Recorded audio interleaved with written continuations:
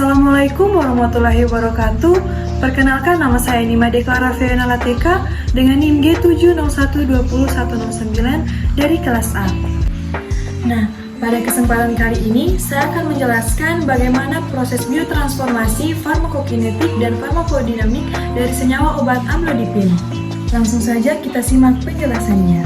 Nah, yang pertama, obat amlodipin ini sendiri merupakan obat golongan CCB atau calcium channel blocker atau penghambat kanal kalsium yang bekerja pada sistem kardiovaskular dengan indikasi untuk hipertensi, angina pektoris, dan penyakit kardiovaskular lainnya. Mekanisme kerja dari amlodipin ini sendiri yaitu bekerja dengan cara melemaskan otot pembuluh darah dan memperlebar diameter pembuluh darah sehingga memperlancar aliran darah ke jantung dan tekanan darah dapat menurun. Obat ini juga dapat menghambat kadar kalsium yang masuk ke dalam jaringan otot halus yang ada di dinding pembuluh darah jantung. Kalsium yang masuk tersebut harus dihambat karena dapat menyebabkan pembuluh darah menjadi kontraksi. Nah, dengan adanya penghambatan oleh amlodipin ini dapat menyebabkan pembuluh darah di otot polos tadi akan berelaksasi. Nah, obat amlodipin ini beredar di pasaran dalam bentuk sediaan tablet dengan berat 2,5 mg, 5 mg, dan 10 mg. Adapun nama dagang dari amlodipin yang pertama itu ada Amifas, Asilet, amlodipin besilat, Kalifas, Kardisan, dan Kardipin. Pemberian dari amlodipin ini yaitu serbuk hablur putih atau hampir putih dengan kelarutan mudah larut dalam etanol, kloroform, dan dalam eter. Rumus kimia dari amlodipin yaitu C20H25ClN2O5 dengan berat molekul sebesar 408,879 gram per mol dengan nilai pKa 8,6. Rumus struktur dari amlodipin sendiri yaitu seperti pada gambar berikut. Nah, selanjutnya fase farmakodinamik dari amlodipin.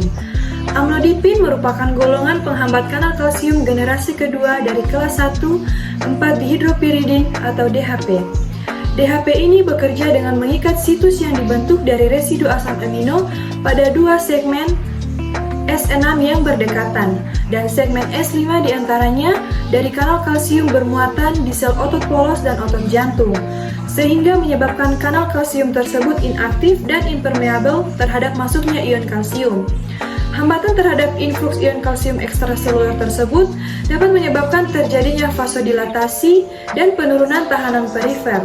Amlodipin memiliki afinitas lebih tinggi pada kanal kalsium terdepolarisasi. Sel otot polos vaskuler memiliki potensial membran yang lebih terdepolarisasi dibandingkan sel otot jantung, sehingga efek fisiologis amlodipin lebih nyata di jaringan vaskuler dibandingkan di jaringan jantung. Selanjutnya ada fase farmakokinetik, di mana fase farmakokinetik ini terdiri dari 4 proses. Yang pertama absorpsi, yang kedua distribusi, yang ketiga metabolisme, dan yang keempat eliminasi, atau disingkat dengan ADME. Nah, yang pertama pada proses absorpsi, amlodipin diabsorpsi secara lambat dan sepenuhnya di saluran gastrointestinal. Peningkatan konsentrasi plasma paling tinggi terjadi pada 6-12 jam setelah pemberian secara oral. Bioavailabilitas dari amlodipin adalah 64-90%. Kondisi stabil plasma amlodipin dalam darah tercapai setelah pemberian 7-8 hari secara rutin setiap hari. Proses absorpsi amlodipin ini tidak dipengaruhi oleh makanan. Nah, yang kedua ada proses distribusi, di mana distribusi ini sendiri merupakan transfer obat yang dapat dibalikan antara satu kompartemen ke kompartemen lainnya. Beberapa faktor yang mempengaruhi distribusi obat, diantaranya yang pertama ada kecepatan aliran darah regional, yang kedua ada ukuran molekul, polaritas, dan ikatan dengan protein serum. Nah, volume distribusi amlodipin ini sekitar 21 liter per kilogram. Ikatan protein dengan plasma darah sekitar 98%.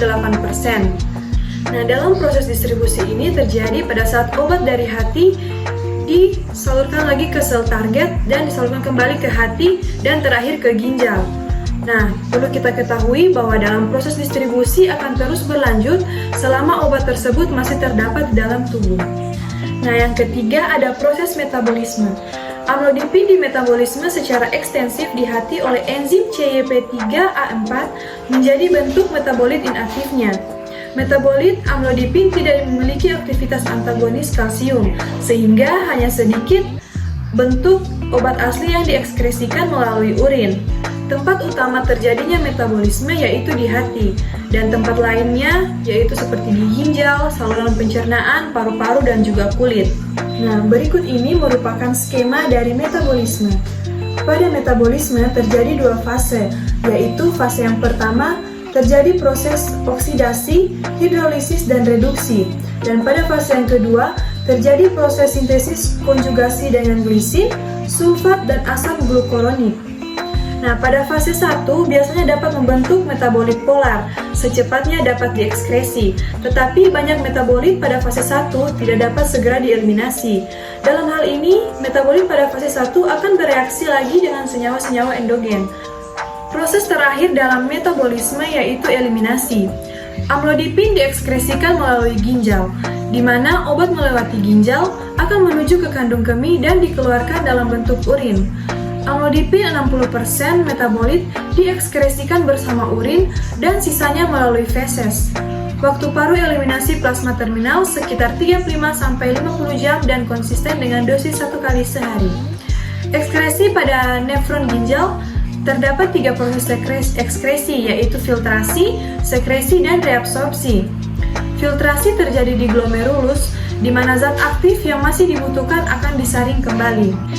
Sekresi terjadi kembali pada tubular aktif, di mana terjadi penyerapan kembali zat-zat yang tersaring.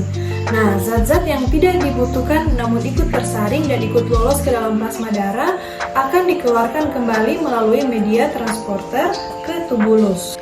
Dan reabsorpsi terjadi di tubulus, penyerapan kembali di tahap akhir sebelum sisanya dikeluarkan melalui urin. Nah, demikianlah penjelasan mengenai obat amlodipin yang dapat saya berikan. Lebih dan kurangnya saya mohon maaf. Semoga ilmu dapat bermanfaat bagi teman-teman sekalian dan terima kasih.